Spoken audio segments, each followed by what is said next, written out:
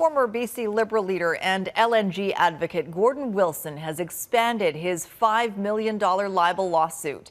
In addition to suing Premier John Horgan and Jobs Minister Bruce Ralston, Wilson has now added a number of media outlets. Aaron MacArthur has more on the case and why taxpayers could end up footing a hefty bill. Premier of British.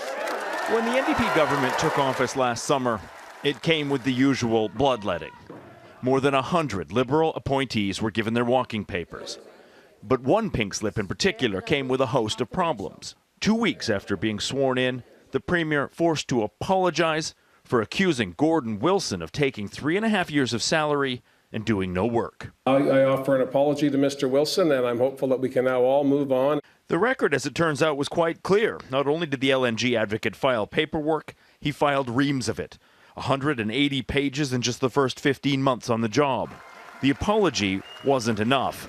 Gordon Wilson quickly filed a civil lawsuit, suing for $5 million in damages. Last week, Wilson upped the ante and expanded the suit to name several media outlets, including CKNW. I think it's crucially important that we not allow the Premier and a minister to engage in that level of malice and that level of defamation against a public servant. As Wilson is suing a sitting Premier and member of Cabinet, their legal costs are the province's responsibility. The expanded action could see as many as 70 witnesses called, and taxpayers are on the hook for all of it.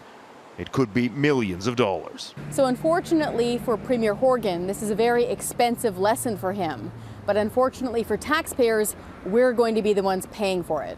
And while taxpayers are footing the bill, because of the rules surrounding public indemnity, taxpayers may never know how much this will all cost. Aaron MacArthur, Global News.